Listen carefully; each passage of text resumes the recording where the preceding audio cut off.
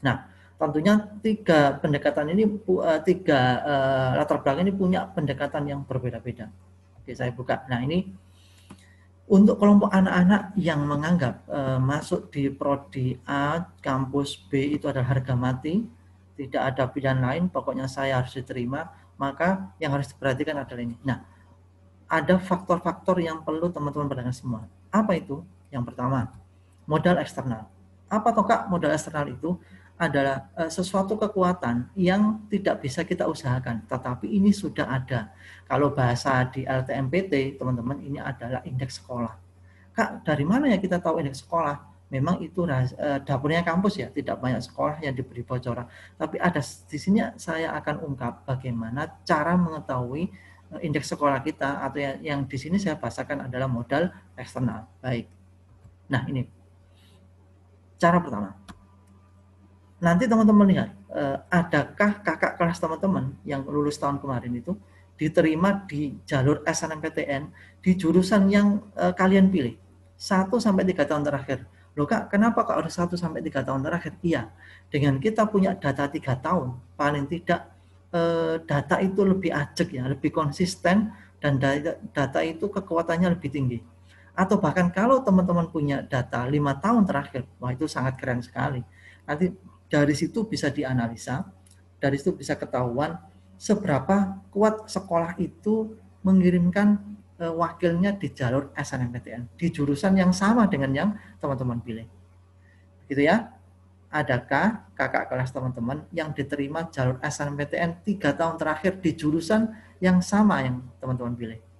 Oke, lanjut. Nah, yang kedua adalah adakah kakak kelas teman-teman yang diterima di jalur tulis SBMPTN di jurusan yang sama dengan yang teman-teman pilih 1-3 tahun terakhir?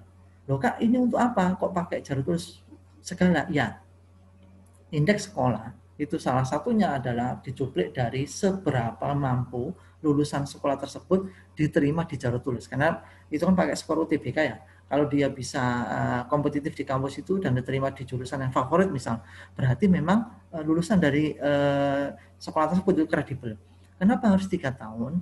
Dengan data 3 tahun itu kita lebih punya peluang yang kuat.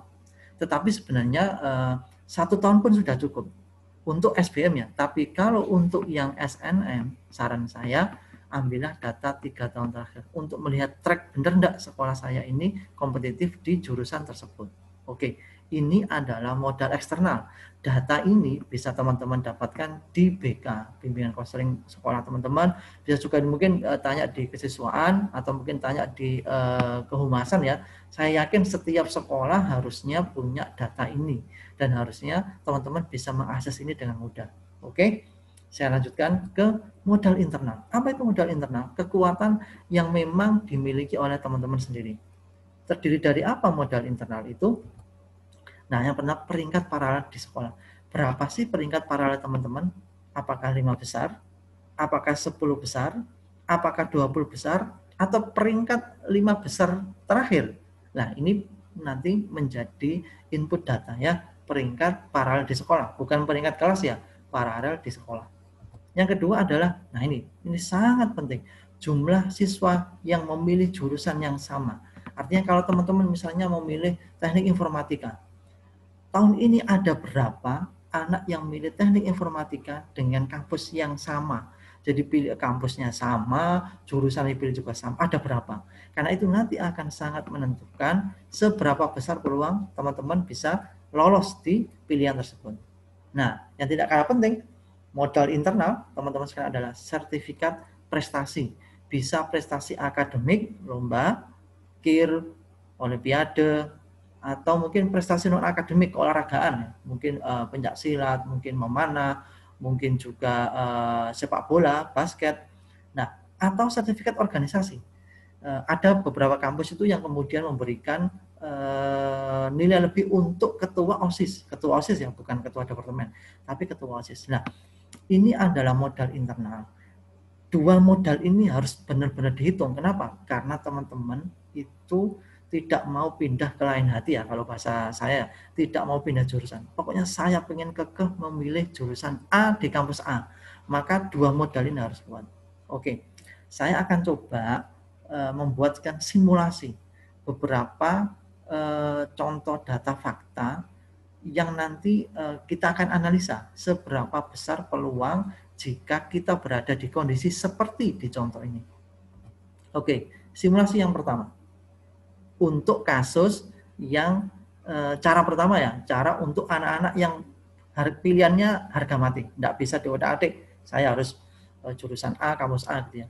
Oke, siswa 1, ini saya kasih warna biru ya, sebagai sampel contoh kita.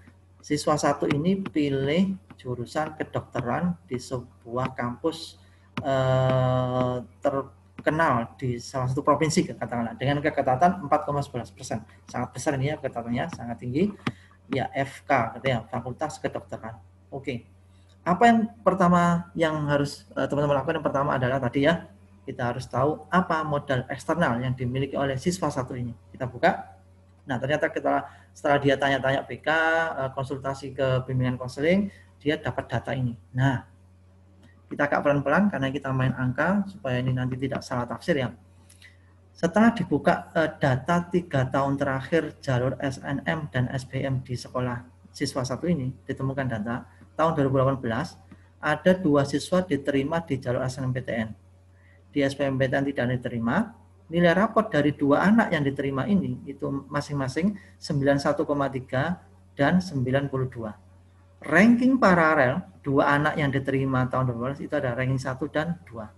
Oke, clear? Clear. Tahun 2019 data menunjukkan sekolah tersebut SNMPTN diterima 1 anak, SBMPTN tidak diterima. Nilai rapot anak yang diterima ini 91,7. Ranking anak yang diterima ini adalah ranking 1 paralel.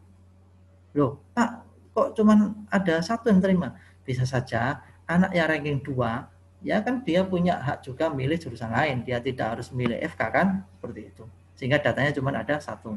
Oke, clear? Clear. Lanjut ke tahun 2020. Data menunjukkan SNMPTN diterima 2 anak, SBMPTN 1 anak, nilai rapot yang terima 92,3 dan 94, ranking paralel 1,2. Oke teman-teman, coba dilihat dari data ini. Seolah-olah kalau kita jeli ya, kampus ini itu memberikan jatah FK, Fakultas Kedokteran di sekolah tersebut itu untuk 2 anak. Ya, jatahnya untuk 2. Kenapa? Karena di sini ada data 2016 dapat 2, terus 2020 yang tahun kemarin dia dapat 2 lagi. Tapi syaratnya nilai rapotnya rata-rata minimal 9 dan ranking paralelnya 1 dan 2. Ini adalah modal ekstra yang bisa dibaca dari data 3 tahun terakhir. Ini seolah data itu berbicara seperti itu. Oke, kita lanjutkan ya. Sekarang kita lihat seberapa modal internalnya. Oke, kita buka. Ternyata modal internal siswa 1 ini adalah, siswa 1 ini nilai rapotnya 91,5. Kira-kira masuk ya? Masuk. Ranking 1 paralel, masuk ya? Wah, sangat masuk ini. Dan dia ternyata punya sertifikat lomba dan dia juara 2. Sebagai salah satu kekuatan. Oke? Nilai rapot masuk, ranking masuk, dan peminatnya cuma 1. Hanya datanya hanya 1 siswa. Yang lainnya memilih jurusan yang lain, mungkin kampus yang lain. Mungkin dia pilih jurusan yang sama tapi kampus yang lain. Sehingga di data hanya 1 siswa ini yang memilih FK di kampus tersebut. Kira-kira menurut teman-teman hasil analisanya bagaimana melihat data ini? Kans untuk lolos besar apa kecil?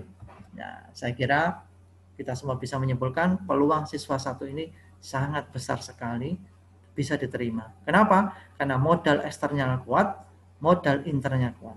Kalau sudah seperti ini datanya, maka teman-teman bisa sangat percaya diri untuk lanjut ke finalisasi data SNMPTN teman-teman sekalian.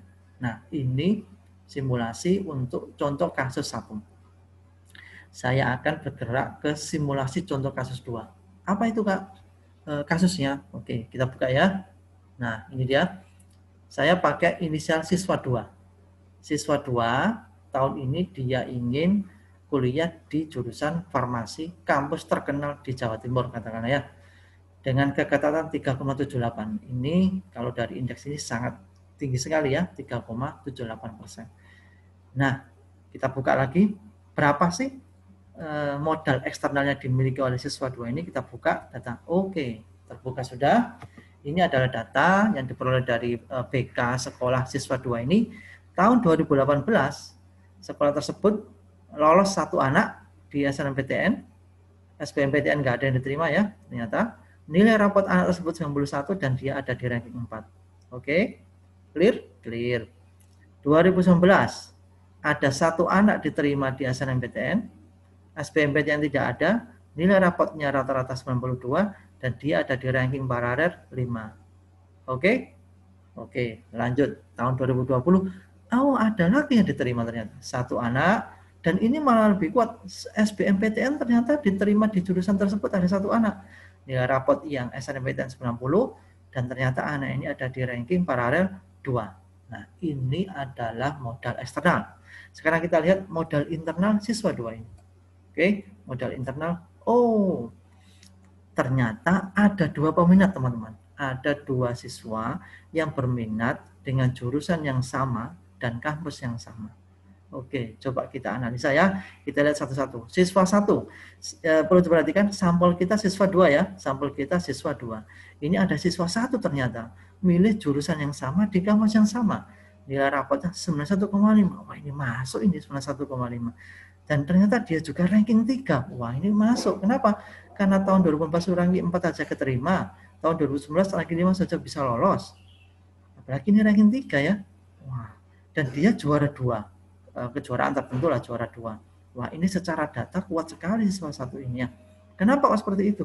Karena ini data modal eksternal ini seorang berbicara, sekolah tersebut kayaknya dapat jatah 1 untuk jurusan farmasi. Dengan syarat ya nilainya sekian, kemudian rankingnya ya tidak boleh keluar dari 5 besar kalau dari data ini ya. Seperti itu. Bagaimana nasib siswa 2 yang kita jadikan sampel? Nah, ternyata nilai rapot 90 secara angka masuk, rankingnya 7. Ini kita nggak berani ya, saya nggak berani memutuskan apakah ranking ini masuk enggak, karena data yang kita punya hanya ada di kisaran ranking 5 besar loh yang bisa lolos, dan anak ini ada di ranking 7, walaupun dia punya sertifikat juara 2, sama-sama juara 2, mungkin dulu satu tim ya, mungkin ini KIR, jumlah peserta 2, sama-sama juara 2. Nah, kira-kira bagaimana peluang siswa 2 ini melihat data modal internal dia? Oke, bagaimana menurut teman-teman analisanya? Apakah peluangnya kecil atau besar? Kayaknya peluangnya kecil. Kenapa? Karena sepertinya jatah sekolah tersebut di jurusan farmasi hanya ada 1, dan kayaknya 1 itu ya miliknya siswa 1 yang punya ranking lebih bagus, ranking paralel lebih bagus, dan juga punya nilai rapot lebih bagus. Walaupun secara sertifikat sama dengan siswa 2. Loh, apakah kemudian siswa 2 ini tidak semacam kalau dia nekat gitu ya, nekat pengen itu ya enggak masalah. Cuman ini berbicara peluang kan, saya tidak ngomong peluangnya tidak ada sama sekali, karena bisa saja data ini kan hanya cuplikan 3 tahun ya, mungkin 5 tahun yang lalu ada pernah peringkat 10 lolos, bisa juga. Masalahkan indeks sekolah itu bagus ya. Tapi kalau bicara peluang dari data 3 tahun terakhir, kayaknya ini peluangnya kecil. Kalau dia mau nekat, enggak apa-apa. Tetapi ini lebih kepada menimbang-nimbang peluang ya. Saya tidak ngomong peluangnya tertutup sama sekali tidak, tapi peluangnya mungkin kecil. Berbasis data ya, berbasis data, bukan berbasis fakta, karena nanti faktanya bisa berkata lain. Oke, ini contoh kasus kedua untuk tipe latar belakang yang 1 ya, anak-anak yang harga mati memilih jurusan dan kampus tertentu. Saya lanjut ke simulasi 3, contoh kasus ketiga. Bagaimana kasusnya? Oke, saya beri inisial siswa 3. Oke, dia tahun ini ingin kuliah di jurusan ilmu gizi. Ini jurusan yang paling ketat di kampus katakanlah di Jawa Tengah gitu ya, di Jawa Tengah. Dengan tingkat keketatan 3,73. Oke, kita lihat modalnya. Modal eksternal. Wah, gimana ini ya? Modal eksternalnya ternyata sekolahnya dia itu selama 3 tahun terakhir tidak ada satupun yang diterima atau tidak ada alumni sama sekali yang lolos di jalur SNMPTN maupun jalur SBMPTN. Jadi tidak ada data sama sekali untuk jurusan ilmu gizi di kampus yang dipilih oleh siswa 3 ini 3 tahun terakhir. Oke? Nah, Bagaimana dengan modal internalnya? Kita lihat modal internal siswa 3 ini. Oh, ternyata peminat hanya satu, hanya dia saja. Kemudian nilai rapotnya 89 rata-rata dan ranking 10. 10 besar ya. 10 besar itu sebenarnya kalau dilihat dari peluang itu punya peluang besar. Tapi karena dia milih sebuah jurusan yang tidak punya modal eksternal kuat, ya dia harus pikir-pikir juga. Apalagi dia tidak punya sertifikat, misalnya tidak punya sertifikat lomba KIR, misalnya tidak punya sertifikat lomba olimpiade. Nah, kira-kira analisanya bagaimana ya? Peluang kasus siswa 3 ini. Dia 10 besar sebenarnya, rata-rata juga cukup tinggi 89, tapi modal eksternalnya dia lemah untuk jurusan yang dia pilih. Maka kalau berbasis data, ini analisa saya pribadi ya, bisa juga salah, tapi paling tidak secara data saya menyimpulkan peluang siswa 3 ini kecil. Oke, ada contoh kasus 1 dengan peluang besar karena modal eksternal besar, modal internal besar. Ada contoh kasus 2 tadi, modal eksternal kuat tapi modal internal nggak kuat. Nah, ini ada contoh yang ketiga, modal eksternal tidak kuat, modal internal yang kuat, tetapi sama-sama memiliki peluangnya berbeda. Nah, saya kemudian memberikan ini, apa saran dan rekomendasi untuk ketiga kasus tadi, untuk ketiga anak tadi ya, contoh anak tadi. Oke, untuk siswa 1 yang punya peluang besar, modal eksternal kuat, modal internal kuat, maka saran saya adalah teman-teman segera lengkapi dan upload data dengan benar. Kenapa? Kenapa Kak? Oh, ini harus ya.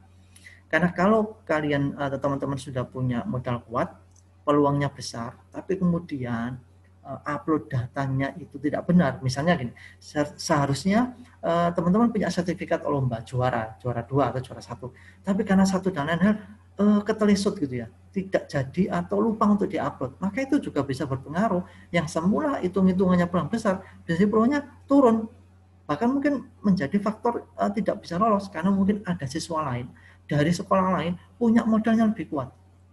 Makanya hati-hati betul, lengkapi dan upload data dengan benar. Jangan sampai gara-gara human error, peluang besar itu lepas dari tangan kita.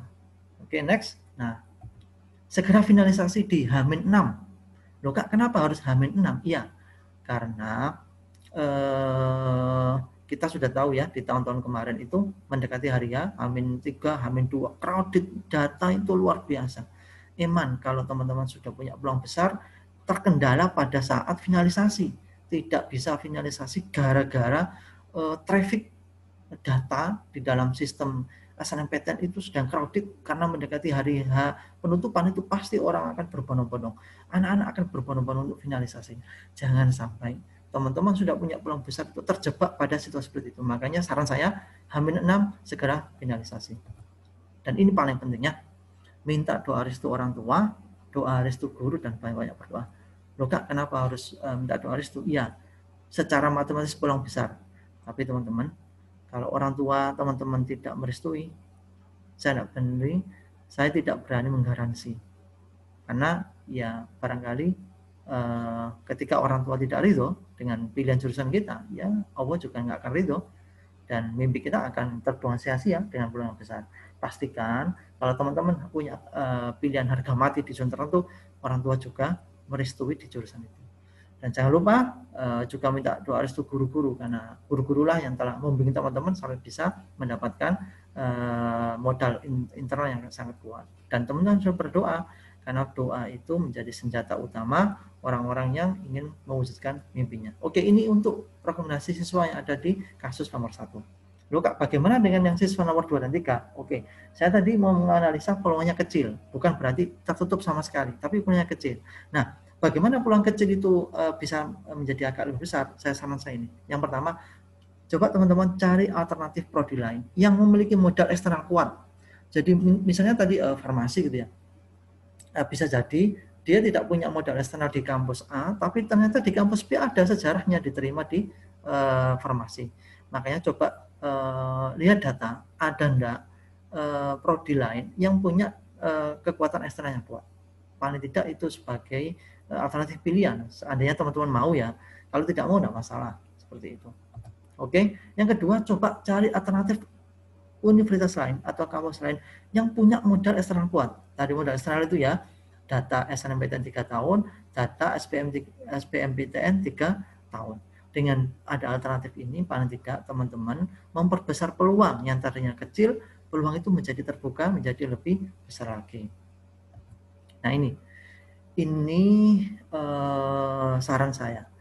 Jika teman-teman tetap kekeh itu teguh pendirian, tidak mau berubah dengan pilihan awal, karena itu memang pilihan yang passionnya teman-teman, itu adalah cita-cita dari kecil teman-teman, maka supaya nanti kita siap menerima hasilnya, saran saya, siapkan plan B. Saya ulangi, saran saya siapkan plan B. Apa itu plan B? Ya, bisa jalur tulis, SBMPTN, atau jalur mandiri, dan harus disiapkan dengan serius. Jadi pada saat teman-teman klik finalisasi dengan pilihan awal, wis pokoknya apapun resikonya, mau peluang kecil, mau sedang, mau nggak ada peluang, saya pokoknya finalisasi dengan jurusan itu. Oke, it's fine, nggak masalah. Tetapi saran saya, setelah klik finalisasi, jangan kemudian rebahan, gitu ya.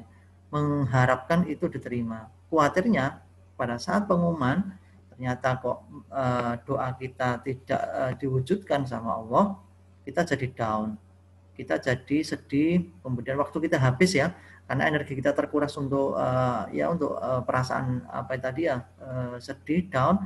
Padahal di depan mata itu tes SBMPTN sudah menanti, sehingga ya ujung-ujungnya kita juga mungkin tidak optimal di jalur tulis, malah kita juga nggak bisa dapat apa-apa dari jalur tulis. Untuk itu plan B-nya disiapkan dan disiapkan dengan serius. Kalau toh nanti sudah persiapan dengan serius di plan B, ternyata teman-teman itu lolos di jalur SNMPTN, alhamdulillah, luar biasa, itu adalah sebuah mimpi teman-teman yang terwujud. Oke, kita akan lanjut untuk melihat bagaimana dengan yang model kedua. Tapi jangan lupa, biar tidak tegang ya, klik subscribe dulu supaya kita semua nanti tetap bisa sharing dengan topik-topik yang sangat menarik berikutnya. Oke. Ini yang latar belakang kedua ya, anak-anak yang latar belakang pemilihan prodinya itu karena melihat peluang. Kira-kira seberapa besar